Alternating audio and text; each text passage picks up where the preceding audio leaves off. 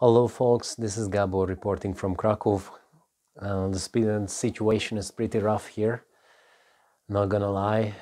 So I'm going to talk about that and also about my future plans, because I have already shared that I'm leaving Kraków, and now I also have the date. I'm leaving on the 30th of April, and I want to throw a goodbye party 1 week before, but yeah, I'm going to organize that later, and I will give you a couple of details later.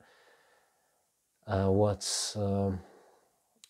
I know now is that I want to go back to Hungary for a while, and then I want to go to Costa Rica, because I was there last year.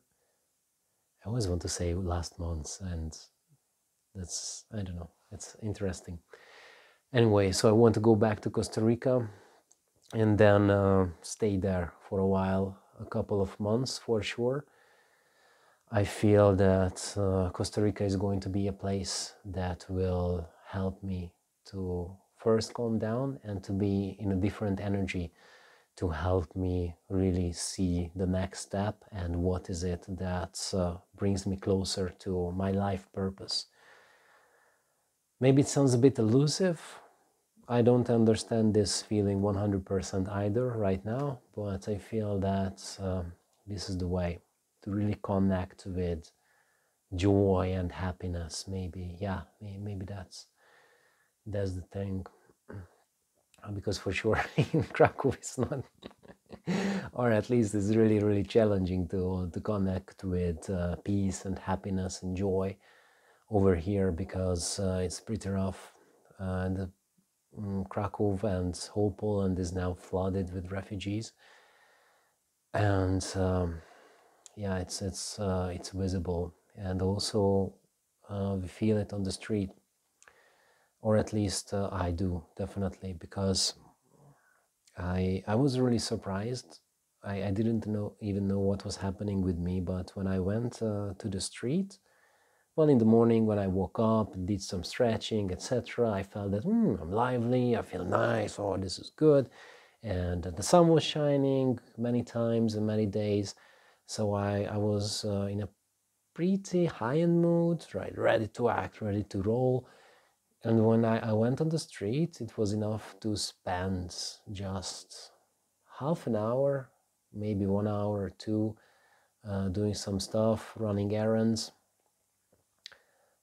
And I just started feeling really stressed, and I started feeling as if there was some sort of something wrapped around my chest and pushing it really hard. So I'm like, it was hard to breathe, like, and also big clog in my throat, and also many times I feel on the streets as if I was somehow lost. Like I've been living here for 10 years, so it's also a peculiar feeling that I'm going from one place to the next, and I just miss a corner, or I'm not going in the perfectly good way, like the shortest way. And I just don't understand it, as if I was somehow lost in Kraków. So I think I empathize with the refugees a lot. That's how I interpret the things that I feel. And it's, yeah, I don't think it's mainly my feelings, because it's such a big contrast from how I wake up and how I feel after I go on the street. So it's pretty rough. It's pretty rough. Like the people that come through here, I think the Ukrainian refugees are super stressed, afraid, don't really know where they are, and really insecure about their situation and about the future. And I feel that it's super rough. Today I was helping a family that that took 1.5 days from getting from Vinica, that is somewhere in central Ukraine, to Kraków, so 1.5 days, taking 4 different trains, and then we ordered them a taxi, and this taxi brought them to a place where they will take a bus to Rome, and on this bus there will be another 28 hours ride. But yeah, at least they have some relatives in Rome to take them in, so that's actually good. What else? What I wanted to talk about? Yeah, so it was also really peculiar for me that, you know what, the day that I decided that I'm leaving Kraków, I thought about it, I meditated on it, I made the decision that okay, now it's time to leave Kraków. And just a couple of fucking hours later, Putin announced that he's attacking Ukraine, and I was like, what the fuck? You know, like, this was absolutely shocking for me. And I didn't make this decision knowing that there is going to be war in the neighborhood.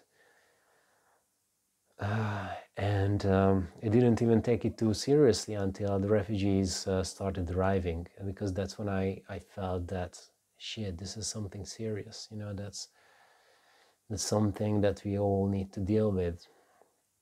And I'm not running away from it. I have already collected all my stuff, gave to the refugees. Well, not all my stuff, but everything that I don't need. Like, you look around, you see stuff. So yeah, definitely. All the things I felt I still need, I didn't give. But many things I did. And I also took a couple of days to make decisions, make sure that we have a plan with the family, and also I have a plan to, well, I wanted to say make sure, but who the fuck knows how to make things sure in this environment, but at least to, well, manage the chaos, if that makes any sense, or at least alleviate the risk somehow, manage the risk. Yeah, I guess manage the risk is a nice expression. And now I feel that I'm ready to engage more, to engage more with helping the refugees with my work. So I also signed up with a voluntary organization, and yeah, let's see what sort of work they have tomorrow, or sometimes else this week. I don't know. I want to be more in contact with the refugees, so something physical, maybe driving. I don't have a vehicle, but I can do definitely driving. That's something that I like to do too. I also can do physical work. I'm pretty fit, so that's okay. Use my communication skills somehow. Not spreading propaganda, fuck that shit. No matter which side, I don't care about that. Not helping the army either. That's not something that I want to do. But refugees, yeah, definitely, whatever it takes.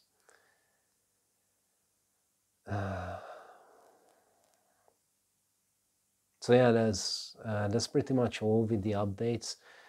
I feel in general that somehow this situation will help me, but not only me, but somehow the humankind. I don't know, it's a really peculiar feeling, but you know, even if these horrible things happen, somehow I feel that everything happens for to help us. I don't know, it probably doesn't make sense now, but maybe one day it will. Until then, powodzenia, best of luck, udachi.